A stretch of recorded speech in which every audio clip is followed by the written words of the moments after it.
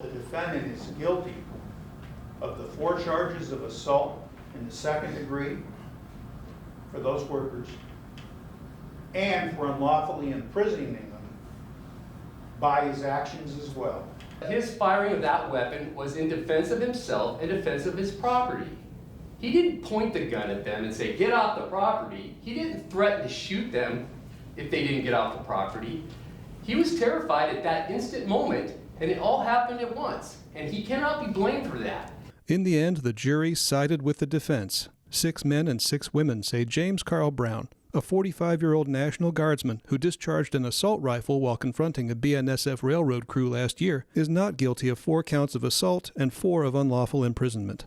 Brown admitted arming himself late that night in October 2018, confronting the workers when their crew truck crossed near his home, and firing at least 3 shots into the ground to stop them from driving forward. But after his arrest by Chelan County deputies that night, he said the truck driver tried to run him over, and he did not act illegally. I don't think it's right that I'm here in jail protecting and enforcing my own rights as a landowner and as an American citizen when individuals are on my private property. I've already asked them to leave once, and not once but now twice, and rather than back up, they're going forward. So, in my opinion, that it obviously, and even trying to run me over, shows hostile intent.